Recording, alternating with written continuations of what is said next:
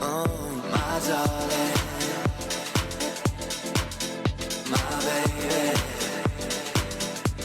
Oh, my darling.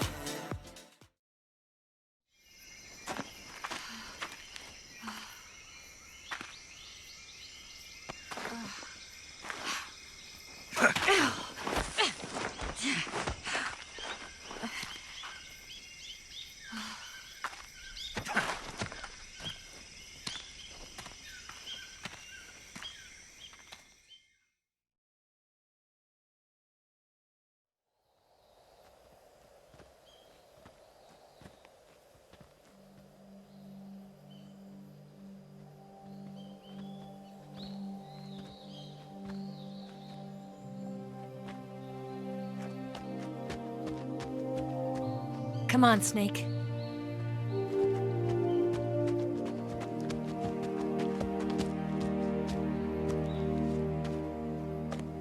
We made it. We made it. Over there.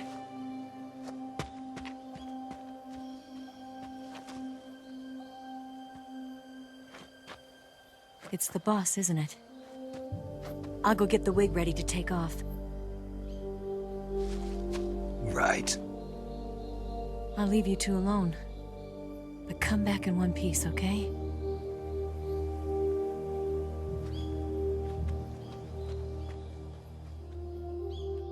Promise me!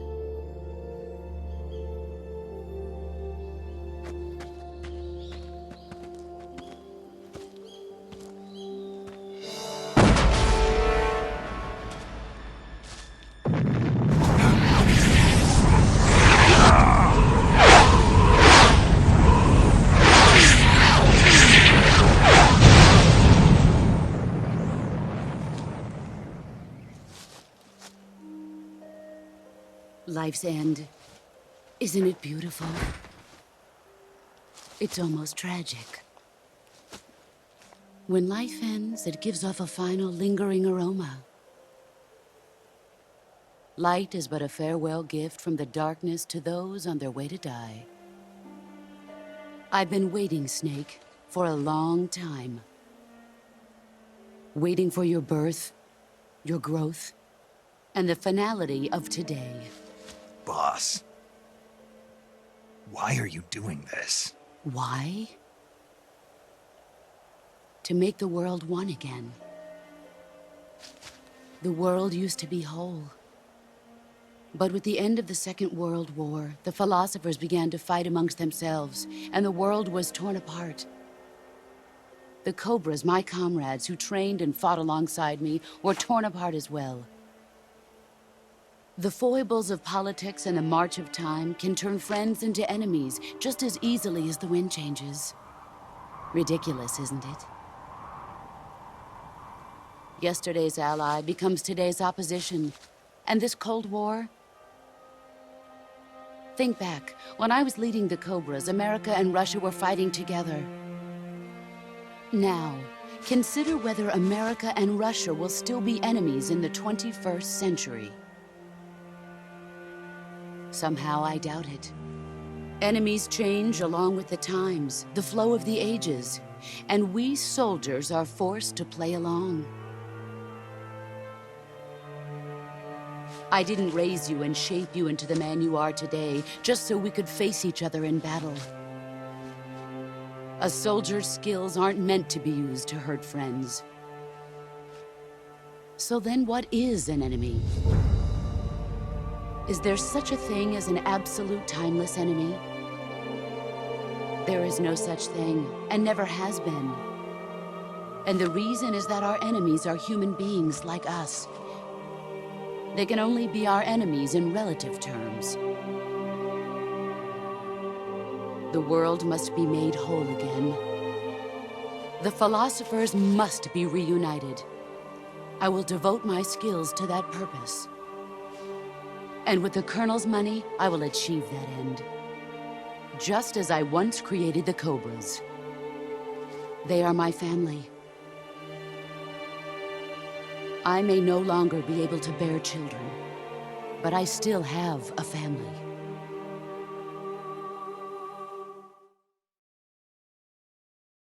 It was November 1st, 1951. I was in the Nevada desert participating in atomic testing. The name Nevada is derived from Spanish, covered in snow, white as snow. And snow is exactly what I saw in that Nevada desert. It froze my blood white. Snake, you were an atomic test subject, weren't you? On Bikini Atoll. That's part of the reason I was drawn to you.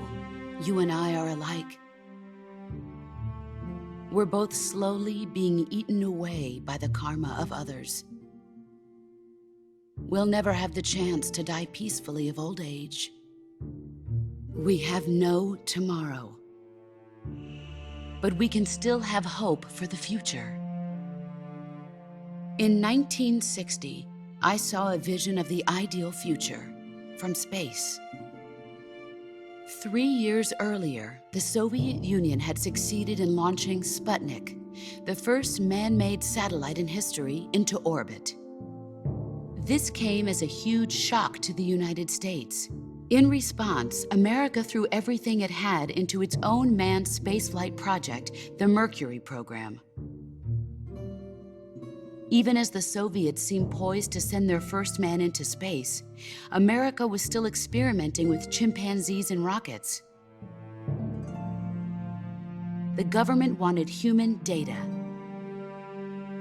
So they secretly decided to send a human being into space. I was the one they chose. At the time, they didn't have the technology to block out cosmic rays, and whoever they sent up would inevitably be exposed to heavy radiation. That's why they chose me. After all, I'd already been irradiated once. Of course, you won't find any of this in the history books. I could see the planet as it appeared from space. That's when it finally hit me. Space exploration is nothing but another game in the power struggle between the US and the USSR. Politics, economics, the arms race, they're all just arenas for meaningless competition. I'm sure you can see that, but the Earth itself has no boundaries. No East, no West, no Cold War. And the irony of it is, the United States and the Soviet Union are spending billions on their space programs and the missile race, only to arrive at the same conclusion. In the 21st century, everyone will be able to see that we are all just inhabitants of a little celestial body called Earth.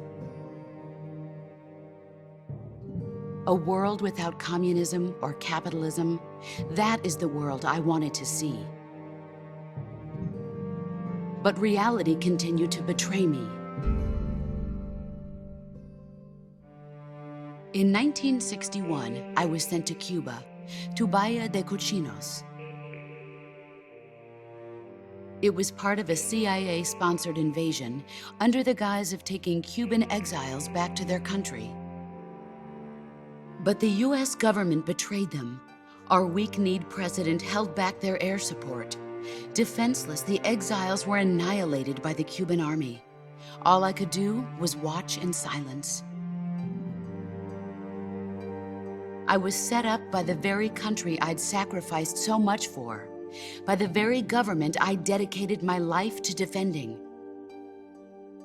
I was driven from the surface world, and I went underground.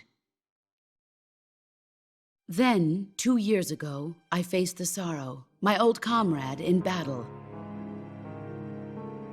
He was my friend. But one of us had to die. I was left with no choice. The sorrow gave his life for me. There is no enmity between us. One must live, and one must die. That was the mission. The ones who gave me that mission were the philosophers. Early in the 20th century, the true holders of power in the United States, the Republic of China, and the newly formed Soviet Union gathered together in a secret meeting that would later be known as the Wise Men's Committee. The secret pact they formed there marked the beginning of the philosophers. But the last of the original members died in the 1930s. After that, the organization began to run out of control, and the Wise Men's Committee degenerated into a mere shell of its former self. The philosophers of today have no sense of good or evil. Their influence extends to countries and organizations involved in every aspect of every war. They have become war itself. That's how they operate. The sacrifices of war cause a shift in the times. This shift leads to renewed conflict, and in turn triggers the next war. Like a nuclear chain reaction, each conflict sparks countless others, forming an endless spiral that will continue on for eternity. Do you understand what I'm saying, Snake? By consuming me and you, the philosophers intend to keep that cycle going forever. It was my father who explained all of this to me.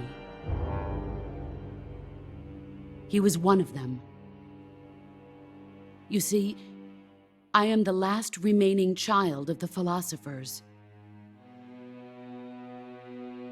But after he revealed the truth, my father was killed by that same shapeless, formless organization. And my father isn't the only thing the philosophers have taken from me. In June of 1944, the Cobras and I took part in the landing at Normandy. We'd been given a top-secret mission to locate and destroy enemy V-2 rocket installations. I was pregnant at the time. The sorrow was the father. I gave birth on the field of battle. A beautiful baby boy. But my child was snatched away from me by the philosophers.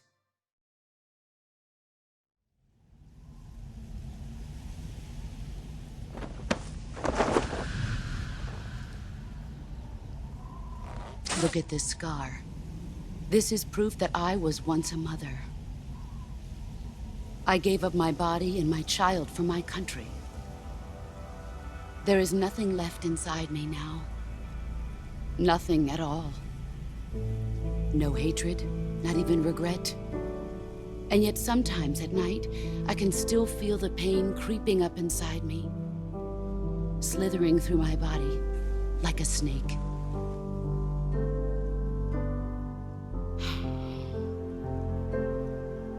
I've never talked this much about myself before.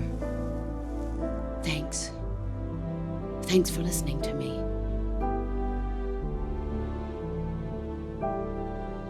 I feel content. Snake, commence the operation. I raised you. I loved you. I've given you weapons, taught you techniques, endowed you with knowledge. There is nothing more for me to give you. All that's left for you to take is my life, by your own hand. One must die, and one must live. No victory, no defeat. The survivor will carry on the fight. It is our destiny. The one who survives will inherit the title of boss. And the one who inherits the title of boss will face an existence of endless battle. I'll give you 10 minutes. In 10 minutes, MiGs will come and bomb the hell out of this place. If you can beat me in less than 10 minutes, you'll be able to escape in time. Let's make this the greatest 10 minutes of our lives, Jack. Boss. You're a soldier. Finish your mission. Prove your loyalty. Face me. Let's see what you're...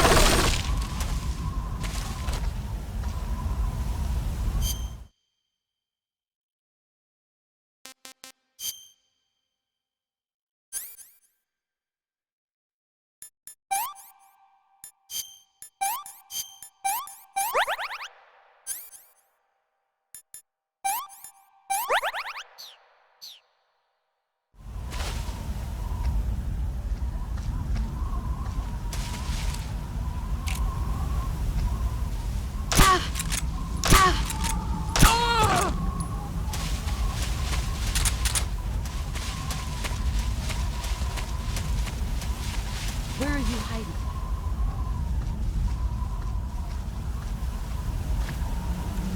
Where are you hiding?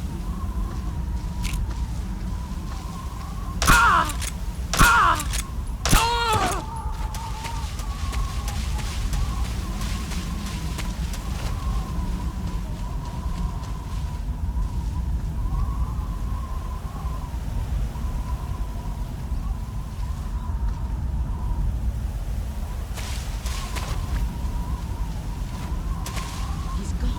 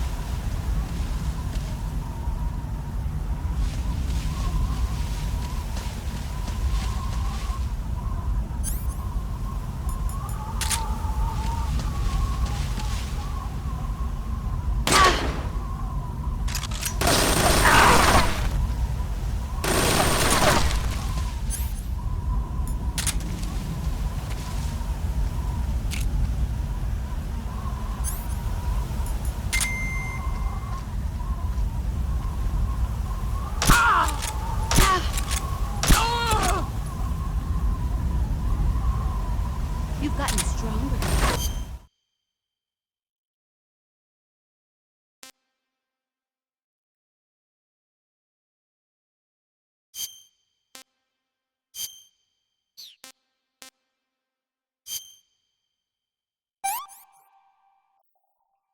Sick.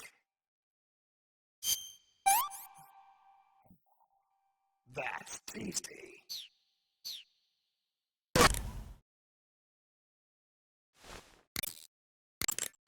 Snake, it's time to complete your final mission. This is where you fulfill your loyalty to your country, and perhaps to her as well. You must defeat the boss. The firepower of that Patriot pistol the boss is using is beyond compare. In a straight shootout, you'd lose every time. Your first concern should be to hide yourself while using camouflage. Maneuver towards the boss's blind side, wait for an opening, and attack her with a gun or CQC.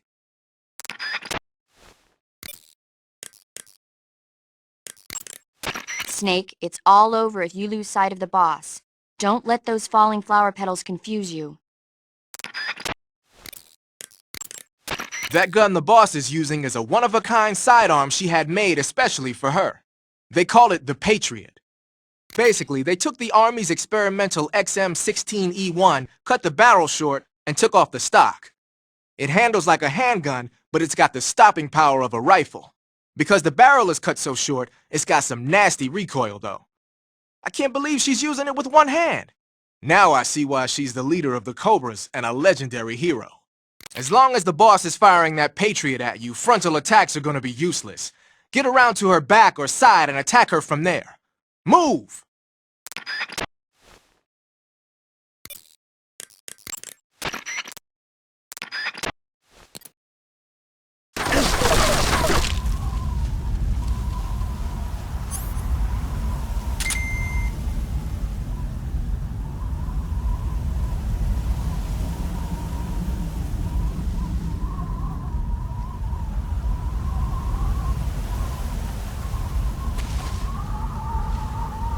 He's gone.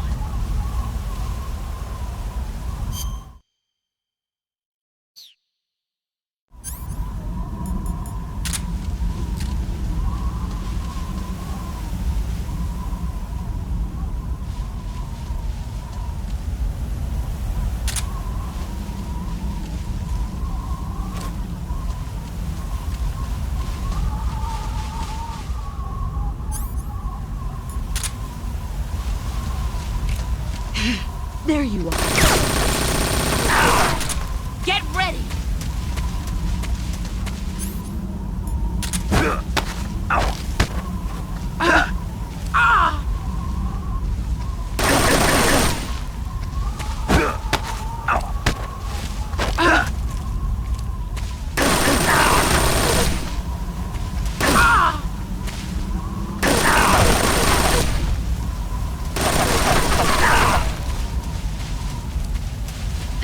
Get ready!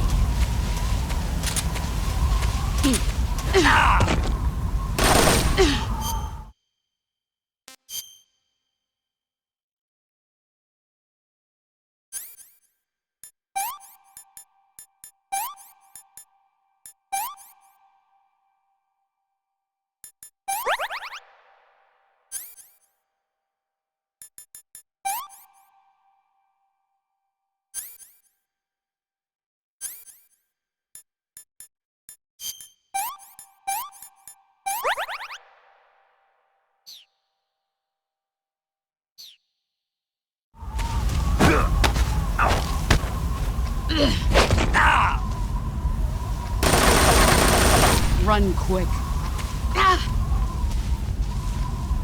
5 more minutes.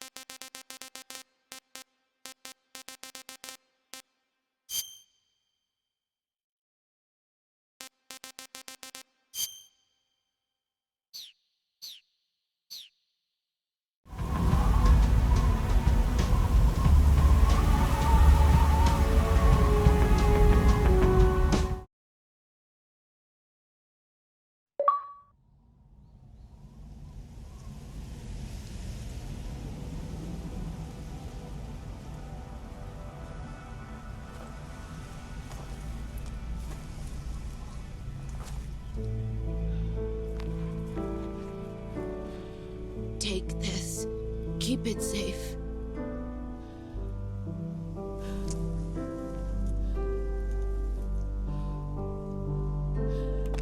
It's our only hope.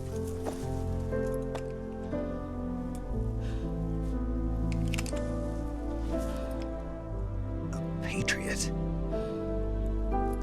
Why are you giving me this? Jack. Or should I say, Snake. You're a wonderful man. Kill me. Kill me now. Do it.